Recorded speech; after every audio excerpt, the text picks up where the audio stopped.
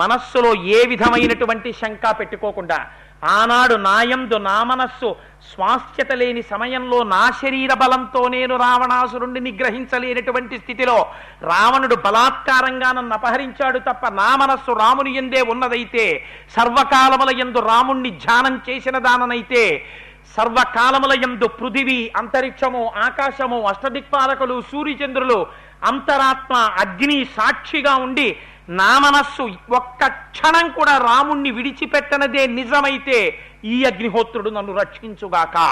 చచ్చిపోవాలని దూకేది రక్షించాలని ఎందుకంటుంది? రాముడి మనస్సులో ఉన్నటువంటి కోరిక తీరాలి. సీతమ్మ అగ్ని పునీత, ఆవిడని అపవాదు వెయ్యకూడదన్న రాముడి కోరిక తీరాలి. ఇది మహాపాతివ్రత్యం అంటే అని చెప్పి దూకింది ఆవిడ. దూకగానే చిత్రం ఏమిటో తెలుసా అండి? ఎవరొచ్చారో? నీతిధార అగ్నిహోత్రంలో పడిపోయినట్టు పడిపోయిందట. ఇది రామాయణానికి ఆయువు పట్టు. ఇప్పుడు అన్ని లోకాల నుంచి దీనికోసం ఇవాళ మీ అందరినీ రమ్మని చెప్పాను నేను. ఎందుకని అంటే ఈ స్తోత్రం ఏదైతే ఉందో ఇది దేవతలందరూ రాముడిని ఉద్దేశించి చేశారు. ఈ స్తోత్రం విన్నంత మాత్రం చేత, కనీసం చదవమని కూడా చెప్పలేదు శాస్త్రంలో, ఇది చదివినా ఈ స్తోత్రం విన్నా వాడు ఎన్నడూ పరాభవమును పొందడు. పరాభవం అంటే అవమానం, అంటే తప్పు చెయ్యడు. వాడి బుద్ధిని సక్రమంగా భగవానుడు నడిపిస్తాడు. అంత గొప్ప స్తోత్రం రామాయణాంతర్గతంలో. ఎప్పుడో తెలుసా అండి? సీతమ్మ దూకగానే బ్రహ్మగారు, శంకరుడు, ఇంద్రుడు, దేవతలు అందరూ వచ్చేశారు వాహనాలకి. వచ్చి వాళ్ళు అన్నారు, అక్కడికి వచ్చి నిలబడ్డారు. నిలబడి, అదేమిటయ్యా అంత పని చేశావు రామా, నువ్వు సాక్షాత్తుగా శ్రీ మహావిష్ణువి అన్నారు. వచ్చిన వాళ్ళు ఎవరు? తతో వైశ్రవణో రాజా యమాశ్చా మిత్రకర్షణ సహస్రాక్షో మహేంద్రశ్చ వరుణశ్చ పరంతప షడర్ధనయన శ్రీమాన్ మహాదేవో వృషధ్వజ కర్తా సర్వస్య లోకస్య బ్రహ్మ బ్రహ్మ విదాంబర ఏతే సర్వే సమాగమ్య విమానై సూర్య సన్నిభై. దివ్యమైన విమానాలు ఎక్కొస్తే దీర్ఘమైన బాహువులెత్తి రాముడిలా అంజలి ఘటించట వాళ్ళందరికీ. బ్రహ్మగారు, శంకరుడు, ఇంద్రుడు, దేవతలందరూ వచ్చేశారు. వచ్చేస్తే వాళ్ళందరూ అన్నారు, ఆ నమస్కారం చేస్తున్న వాడిని చూసి, కర్తా సర్వస్య లోకస్య శ్రేష్టో జ్ఞానవతాంబర ఉపేక్షసే కథం సీతాం తతంతీం హవ్యవాహనే కథం దేవగణ శ్రేష్టామాత్మానం నవబుధ్యసే. అయ్యయ్యో ఇదేమిటయా ఇంత గొప్పవాడివి రామా, నువ్వు కర్తా కారయితా చేయవా, నువ్వు లోకములను సృష్టించగలిగిన వాడివి, లయం చెయ్యగలిగిన వాడివి, పరబ్రహ్మానివి, సీతమ్మని అగ్నిలో ప్రవేశించమని ఎలా చెప్పావయ్యా అన్నారు. అంటే రాముడు అన్నాడు, మీరందరూ నా గురించి ఇలా చెప్తున్నారు, నేను చాలా గొప్పవాడిని అంటున్నారు, నేను అలా అనుకోవడం లేదు. ఆత్మానం మానుషం మన్యే రామం దశరథాత్మజం యోహం యస్య యతశ్చాహం భగవాన్స్తద్బ్రవీతుమే. నేను దశరథ మహారాజు గారి కుమారుడు రాముణ్ణి, నేను నరుణ్ణి అనుకుంటున్నాను, మీరేమో నేను పరబ్రహ్మాన్ని అంటున్నారు. నాకు అలా నమ్మబుద్ధి అయ్యట్లేదు, నేను కేవలం నరుణ్ణని నేను అనుకుంటున్నాను. ఇప్పుడు చెప్పండి, రామాయణం నరుడిగా చదవాలా దేవుడిగా చదవాలా? రాముడంతటి వాడు చిట్ట చివర తీర్పు చెప్పాడు, నరుడైతేనే రామాయణం అవుతుంది. అందుకని నేను నరుడనినే అనుకుంటున్నాను, నేను యథార్థమెవరో ఇప్పుడు మీరు చెప్పండి అన్నారు. అందుకే ఇంద్రుడు ఆనాడు అగస్త్యాశ్రమంలో కనపడినా మాట్లాడాల, శరభంగాశ్రమంలో అవతార ప్రయోజనం నెరవేరిపోయిన తర్వాత వచ్చి స్తోత్రం చేసి ఆయన ఎవరో చెప్తాను తప్ప ఇప్పుడు నరుడిగానే ఉండాలన్నాడు. ఎవరు కనపడలేదు. ఇప్పుడు చతుర్ముఖ బ్రహ్మగారు స్తోత్రం చేస్తున్నారు. ఈ స్తోత్రాన్ని ఒక్కసారి వినండి. ఇది విన్నంత మాత్రం చేత అపార ఫలితం రామాయణంలో.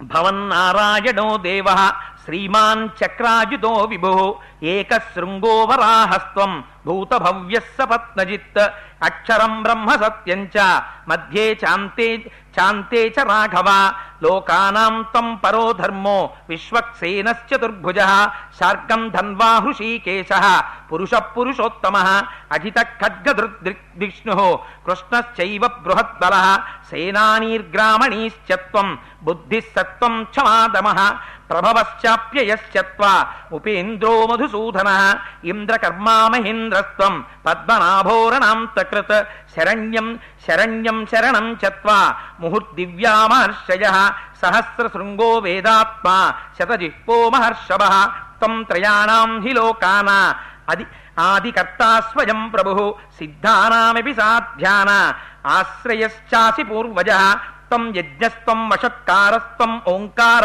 పరం తపః ప్రభవం నిధనం వాతే నవిధక్కో భవావితి దృశ్యసే సర్వభూతేషు బ్రాహ్మణేషు చ గోషు చ దిక్షు సర్వాషు గగనే పర్వతేషు వనేషు చ సహస్రచరణ శ్రీమాన్ శతశీర్ష సహస్రదృక్ త్వాం ధారయసి భూతాని వసుధాంచ సపర్వతాం అంతే పృథివ్యా సలిలే దృశ్యసే త్వం మహోరగః త్రీన్ లోకాం ధారయన్ రామ దేవగంధర్వదానవాన్ అహం తే హృదయన్ రామ జిహ్వా దేవీ సరస్వతి దేవాగాత్రేషు రోమాణి నిర్మితా బ్రహ్మణ ప్రభో నిమిషస్తే భవేదాత్రి రున్మేస్తే భవేద్దివా సంస్కారాస్తే భవన్ వేద నదదస్తిత్తయా వినా జగత్సర్వం శరీరం తే స్థైర్యం తే వసుధాతలం అగ్నికోప ప్రసాదస్తే సోమశ్రీవత్సలక్షణ తయా లోకాస్త్రయ క్రాంత పురాణే విక్రమైస్త్రిభిః మహేంద్రశ్చ వృతో రాజా బలిం బద్ధ్వా మహాసురం సీతాలక్ష్మీర్భవాన్ విష్ణుః దేవకృష్ణ ప్రజాపతిః పదార్థం రావణస్యేహ ప్రవిష్ణో మానుషీం తనుం తదిదం న కృతం కార్యం తయా ధర్మభృతాం వరః నిహతో రావణో రామ ప్రహృష్టో దివమక్రమ అమోఘం బలవీర్యం తే అమోఘస్తే పరాక్రమః అమోఘం దర్శనం రామం నచ మోఘస్త్వస్వం సంస్తవ అమోఘస్తే భవిష్యంతి భక్తిమంతశ్చ ఏ నరాః ఏ త్వాం దేవం ధ్రువం భక్తాః పురాణం పురుషోత్తమం ప్రాప్నువంతి సదా కామ ఇహ లోకే పరత్ర చ ఇమమార్షస్తవం నిత్యం ఇతిహాసం పురాతనం ఏ నరా కీర్తయిష్యంతి నాస్తి తేషాం పరాభవః. వాల్మీకి మహర్షి ఎక్కడా పలస్తుడి చెప్పరు. అలాంటి వారు ఇవాళ సమస్త దేవతలతో చతుర్ముఖ బ్రహ్మగారితో రాముణ్ణి స్తవం చేయించారు. ఇది ప్రాణం రామాయణానికి. ఇది రామచంద్రమూర్తి యొక్క అవతారాన్ని బయటపెట్టింది. ఇప్పుడు రావణ సంహారం అయిపోయాక నువ్వయ్యా సృష్టికి ముందున్నవాడివి నువ్వు, స్థితికారుడవు నువ్వు, లయకారుడివి నువ్వు, కృష్ణుడివి నువ్వు, ఉత్సాహమూర్తివి నువ్వు, భూమిని ఉద్ధరించినటువంటి వాడివి నువ్వు, ఆరోగ్యం నువ్వు, సమస్తం నువ్వు, నిలబెట్టిన వాడివి నువ్వు. ఇంకా ఒకటేమిటి, రాత్రి నువ్వు, కోపం నువ్వు, దేవతలు నీ రోమకూపాల్లో ఉంటారు, సమస్తము నీయందుంది, అంచమునందు ఉండిపోయేవాడివి నువ్వు, సృష్టి చేసేవాడివి నువ్వు, నాభికలంలోంచి బ్రహ్మగారిని సృష్టించేవాడివి నువ్వు, సృష్టి నువ్వు, స్థితి నువ్వు, లయ నువ్వు.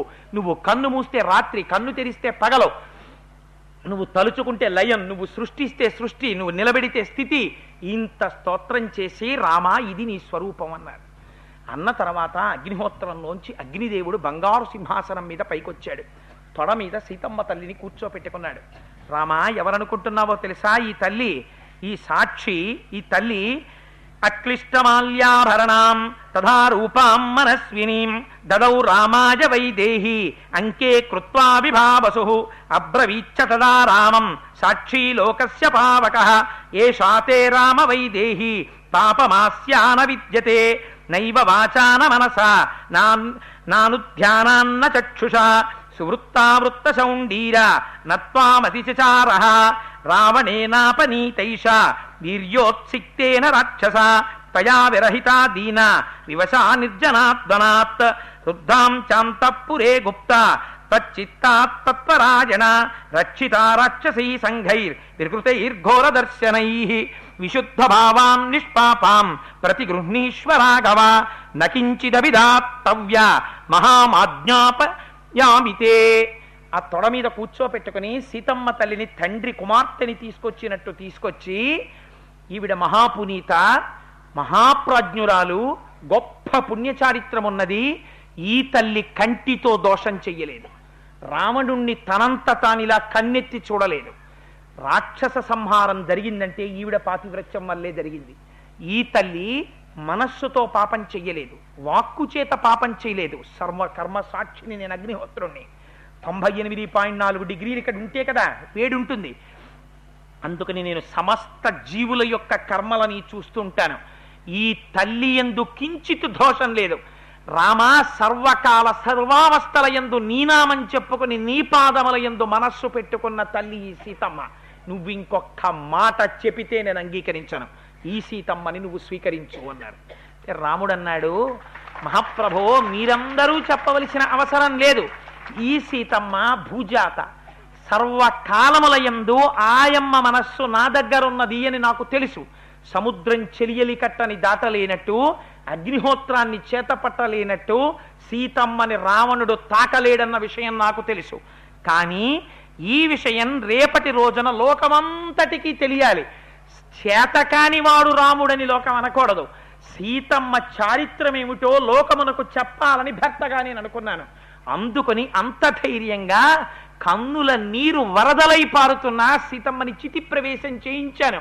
ఇన్ని తెలిసి కూడా సీతమ్మ తల్లిని మాటలంటే వాడు ఎన్ని కోట్ల జన్మలు పాపం అనుభవిస్తాడో చూడండి అని రాజారాముడిగా సింహాసనం మీద కూర్చునేవాడు భార్యని ఎంత జాగ్రత్తగా ఎంత ధర్మమూర్తి అయి ఉండాలో చూపించడానికి చెయ్యి పెట్టి ఇలా చూపించడానికి ఆస్కారం లేకుండా అగ్నిప్రవేశం చేయించి మళ్ళీ సీతమ్మ తల్లిని తన పక్కన కూర్చోపెట్టుకుంటే సీతారాములిద్దరూ మళ్ళీ ఇంతకాలానికి ఒకరి పక్కన ఒకరు చేరి పరమ సంతోషంగా ఆనందంగా ఆయమ్మ అయ్య భుజం మీద తల పెట్టుకుని పొంగిపోతుంటే అమ్మని భుజం మీద చెయ్యేసి రామచంద్రమూర్తి దగ్గరకి తీసుకుంటే కన్నుల నీరు పెట్టుకుని ఇంత పతివ్రతామ తల్లి సీతమ్మ, అంత ధర్మమూర్తి రామయ్య, ఈ సీతారాములు తల్లిదండ్రులుగా ఉన్న మనం కదరా బిడ్డలమంటే ఎంత అదృష్టం రా అని వానరులందరూ పొంగిపోతున్న ఘట్టం దగ్గర ఇవాల్టి ఉపన్యాసాన్ని పూర్తి చేద్దాం. ఒక్క 11 మాటలు ఇవాళ మిమ్మల్ని కొంచెం ఎక్కువ కూర్చోబెట్టినంటున్నాను, కానీ మహత్తరమైన ఘట్టాలు నడుస్తాయి కాబట్టి కొంతసేపు కూర్చోబెట్టవలసి వచ్చింది. మిమ్మల్ని ఇబ్బంది పెట్టి ఉంటే వేరొకలా భావించకండి. చేత ఒక్క 11 మాటలు స్వామి నామం చెప్పేసి అందులో ఇవాళ పరమప్రసన్నుడై ఉన్నాడు. పొంగిపోతాడు, ఓహో పిల్లలు చూసావా సీత ఎలా చెప్పేస్తున్నారో అని. అందుకని ఇవాళ హనుమ అంత పొగిడింది కదా అమ్మ, అందుకని హనుమ వైపు నుంచి వచ్చింది మళ్ళీ. అందుకని అందరం చెప్పేద్దాం ఒక్కసారి. సమలంకృత దివ్య స్వర్ణోపవీతం కటితట విలసిత కాంచన చేలం మంజు మంజీర మహిత పదాబ్జం దినమణిశతనిభ దివ్య ప్రకాశం దాసముఖాంబోజ దశశతభానుం వాల్మీకి కృత కావ్యవరసరోహంసం సుగ్రీవ శ్రీరామ సంధాన హేతుం అగ్నిసాక్షీకృత అర్కజరామం శ్రీరామ సుగ్రీవ సఖ్యోల్లాసం